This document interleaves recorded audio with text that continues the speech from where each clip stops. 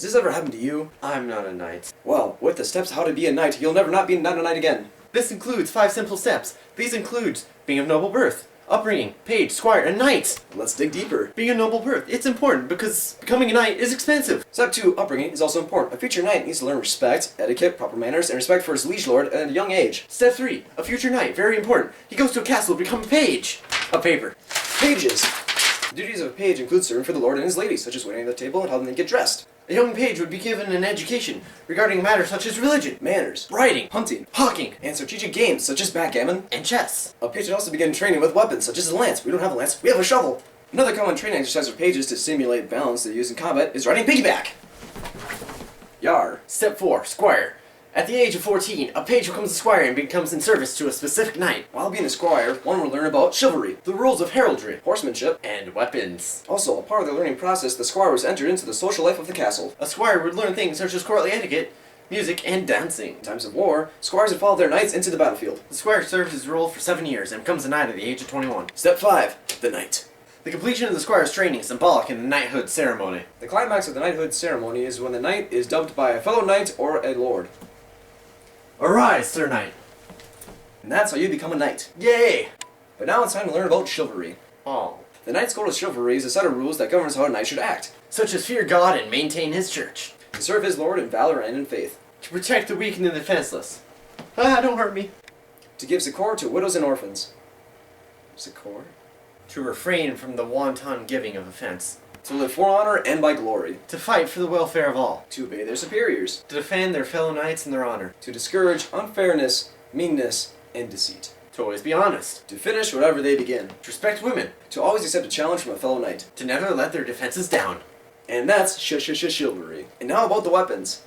Yeah. There's a whole plethora of weapons used by knights.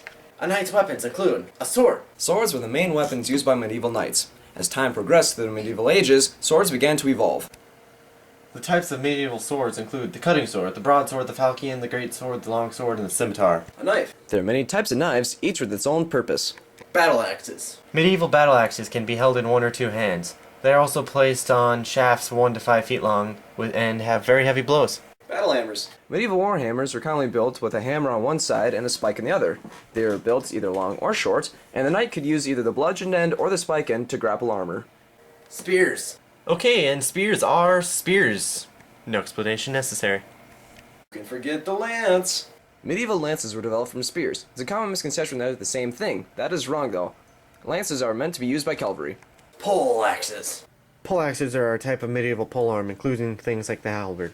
Polearms are mainly used against cavalry, and they have a long reach.